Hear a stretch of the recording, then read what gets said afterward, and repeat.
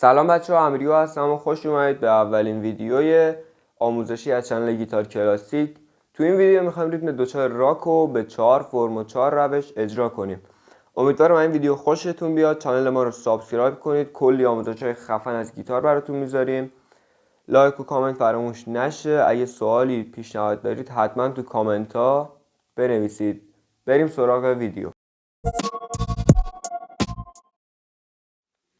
خب بریم سراغ فرم اول ریتم دوچار راک. همونطوری که میدونید این اولین ویدیوی آموزشیمون هست. کلی ویدیوی آموزشی دیگه قراره که توی این چنل بذاریم برای کسایی که مبتدی ان و تازه گیتار رو شروع کردن. حتما چنل ما رو سابسکرایب کنن که کلی به دردشون میخوره. خب بریم سراغ فرم اول. فرم اول دوچار راک، اینم بگم که ریتم دوچار راک یکی از مهمترین ریتما توی پاپ ایرانیه. موزیک پاپ ایرانی ریتم دوچار راک رو بیشتر استفاده میکنن. توی بعضی جاها ریتم دوچار راک رو یک یا دو فرمش رو تهش بذارن. توی این ویدیو میخوایم کل ریتمای دوچار راک رو با هم بررسی کنیم و تمرین کنیم. فرم اول اینجوریه که یک از بالا به پایین، یک روی تمام سیم ها و روی سیم های تریپل از پایین به بالا، دو استاپ یا خف از بالا به پایین و از پایین به بالا، یک و دو و یک و دو و.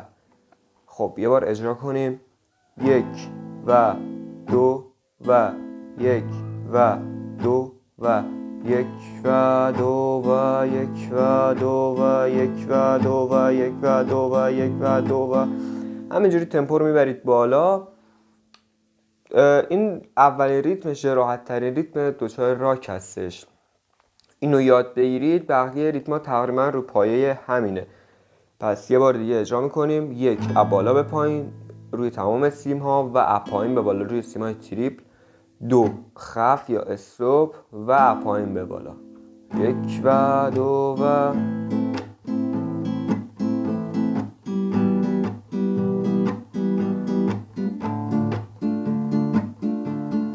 خب بریم سراغ فرم دوم ریتم دوچار راک. فرم دو مثل هم فرم یک که فقط استوپ روی سیم دو میاد، ضربه اول استوپ میشه. از بالا به پایین ضربه اول استوپ، یک و از پایین به بالا روی سیمای تریپل، یک و دو از بالا به پایین روی سیمای تریپل و از پایین به بالا روی سیمای. کلا از 4 ضرب تشکیل شده. یک و دو و یک پایین، از بالا به پایین و از پایین به بالا، دو از بالا به پایین و از پایین به بالا. ضربه یک استاپ از بالا به پایین، یک و از پایین به بالا، دو از بالا به پایین و از پایین به بالا، یک و دو و یک و دو و یک و دو و یک و دو و یک و dou و یک و یک و دو و یک و دو و یک و دو و یک و دو و. همینجوری تمرین کنید. با ضرب پا هم میتونید تمرین کنید. یک و دو، یک و دو و یک و دو و. حالا یه بار اجرا میکنیم بدون شمارش.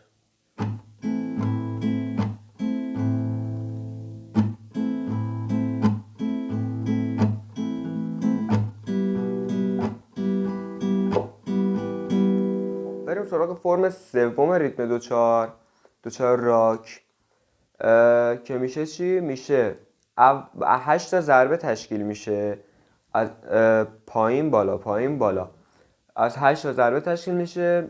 اول همون فرم یک رو اجرا میکنیم به این شکل. یک روی تمام سیم ها، یک و از پایین به بالا، دو استاپ و از پایین به بالا. از اینجا به بعد یک و دو و سه و چهار و. یک و دو و نداریم. یک و دو و فرم یک رو اول اجرا میکنیم. یک از روی تمام سیم ها، یک و دو استاپ و. این میشه فرم یک.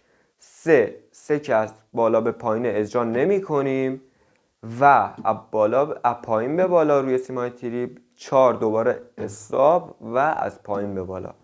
پس میشه چی؟ میشه یک از بالا به پایین روی تمام سیم ها و از پایین به بالا روی سیمای تریپل، دو استاپ و از پایین به بالا، 3 زده نمیشه برمیگرده پایین و از پایین به بالا.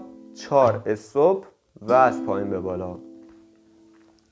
1 و 2 و 3 و 4 و 1 و 2 و 3 و 4 و این بیشتر توی موزیکای پاپ ایرانی این فرم استفاده میشه، فرم 3 دو 4 راک، که یه بار با هم اجرا میکنیم بدون شمارش.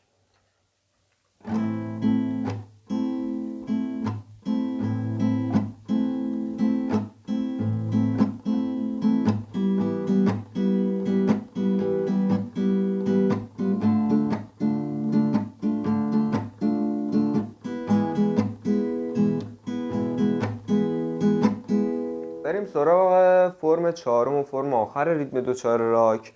این فرم یکم اجراش از بقیه فرما سخت‌تره.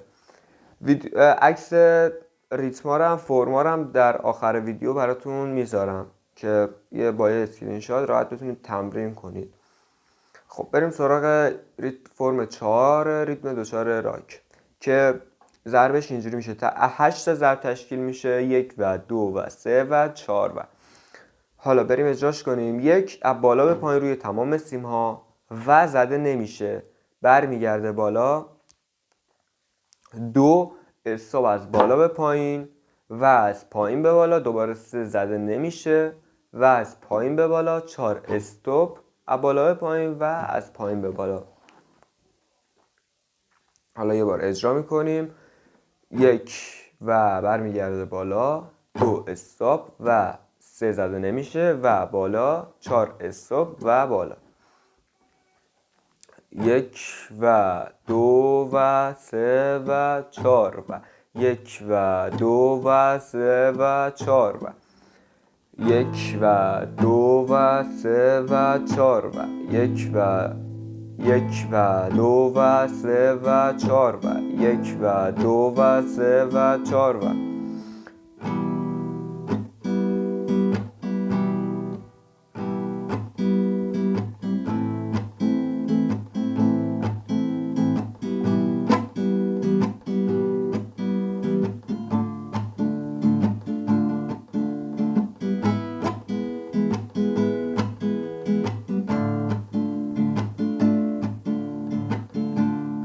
اینم از 4 تا فرم ریتم دو 4 راک. این فرما رو عکسش هم براتون آخر ویدیو میذارم. این فرما رو با شمارش ضرب پا با تمپو پایین شروع به تمرین کنید و کم کم تمپو رو بیارید بالا، با آکوردهای مختلف تمرین کنید که قشنگ دستتون را بیفته. امیدوارم این ویدیو لذت برده باشید. چنل ما رو سابسکرایب کنید، زنگوله بغلش هم فعال کنید که توی ویدیو بعدی کلی آموزش‌های خفن، آکوردهای مهم گیتار، ریتم‌های مختلف، آهنگ‌های مختلف و ترفندهای مهم گیتار رو براتون میذاریم. چنل ما رو سابسکرایب کنید، لایک و کامنت هم فراموش نشه و تا ویدیو بعدی خدا نگهدار.